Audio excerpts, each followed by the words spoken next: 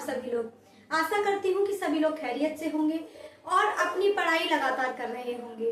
तो जैसा कि आप सभी लोग जानते हैं कि इस वक्त सीटेट और एमपीटेट के फॉर्म निकले हुए हैं जो लगातार भरे जा रहे हैं। तो देखिए, मैं आप लोगों को डिफरेंस बताती हूँ कि दोनों के बीच में क्या डिफरेंस है। देखिए, सीटेट से कुछ वैकेंसीज निकलती हैं, जैसे कि सीटेट आपका कहाँ कहाँ वैलिड होता है? एमबीएस में, केबीएस में, एनबीएस में, केबीएस में, ईएमआरएस में और डीडब्ल्यूएस भी तो इससे आता है। तो ये सारी वैकेंसीज जो भी आती हैं, ये सारी में सीटेट वैलिड होता है। कुछ स्टेट भी ऐसे हैं जो सीटेट को वैलिड मानते हैं, जैसे कि उसमें सबसे बड़ा राज्य तो आपको पता ही होगा। अभी फिलहाल में सबसे ज्यादा टीचिंग लाइन में वैकेंसी देने वाला बिहार एक अपना अच्छा स्टेट बन चुका है। तो बिहार और भी ऐसे कई स्टेट हैं जो आपके सीटेट को वैलिड मानते हैं। कुछ यूनियन टेरिटरीज भी आती हैं जो इसको मानती हैं, जैसे आपकी दिल्ली को ही ले लो जो आपकी सीटेट को वैलिड करती है। ऐसे ही आपका होता है एक एमपीटेट। सीटेट से रिलेटेड आपको मैं बता चुकी हूँ। अब देखते हैं एमपीटेट। एमपीटेट में आने वाली वैकेंसी में सिर्फ और सिर्फ एमपी वाले ही फॉर्म फिल कर सकते हैं और इससे आने वाली वैकेंसी का फायदा उठा सकते हैं। ये दो पार्ट्स में डिवाइडेड होती है। पहले आपका टेट होगा और उसके बाद आपका होगा मेन एग्जाम। ठीक है,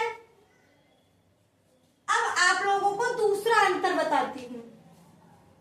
सीटेट दो पेपर होते हैं, एक होता है पेपर 1 और एक होता है पेपर 2। सीटेट हमसे जब भी लिया जाता है तो पेपर 1 और पेपर 2 की फॉर्म में लिया जाता है। एमपीटेट में वर्ग होते हैं, वर्ग 1, वर्ग 2, वर्ग 3। तो जो वैकेंसी अभी आई हुई है, जो फॉर्म अभी फिलअप किए जा रहे हैं वो आपसे वर्ग 3 के फिलअप कराए जा रहे हैं। किसके? वर्ग 3 के। आगे आने वाली जो भी वैकेंसीज होंगी सीटेट से ये सारी मिलेंगी, एमपीटेट से आपको ये मिलेगी। अब देखिए, हर साल एनबीएस, केबीएस एग्जाम और ईएमआरएस ये तीनों हर साल पर कोई ना कोई 2-3 साल के गैप पर अपनी वैकेंसीज दे रहे हैं। 2022 में केबीएस आया था, 2025 में आने की संभावनाएं हैं, हो सकता है कि वैकेंसीज आए। अब हम बताते हैं कि इनका सिलेबस कैसा है। तो वर्सेस को हटाइए और इक्वल लगा दीजिए, यानी कि जो सिलेबस सीटेट का है वही एमपीटेट का होता है। एमपीटेट में सिर्फ इतना डिफरेंस है कि वहां पर जो सब्जेक्ट वाइज क्वेश्चन है वो थोड़े अच्छे पूछे जाते हैं और सीटेट में उनका रेशियो थोड़ा कम होता है। लेकिन सीटेट में पेडागोजी बहुत अच्छी पूछी जाती है, इस वजह से दोनों लगभग बैलेंस बना लेते हैं।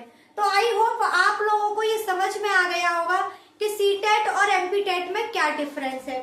फॉर्म दोनों के भरे जा रहे हैं, तो आप सभी लोग फॉर्म भर लीजिए और हो सके तो सीटेट को क्वालिफाई कर लीजिए। जिसको पीआरटी निकालना है वो पेपर 1 को पास कर ले और जिसको टीजीटी और पीजीटी से रिलेटेड वैकेंसीज फिल करनी है वो पेपर 2 को निकालकर खत्म करें। तो आज यहीं पर विराम लेते हैं। आई होप आप लोगों को मेरे द्वारा दी हुई सूचना समझ में आई होगी और अच्छी लगी होगी। ऐसी ही इंफॉर्मेशन पाने के लिए मुझे लाइक करें, शेयर करें और फॉलो करें। आपका बहुत बहुत धन्यवाद।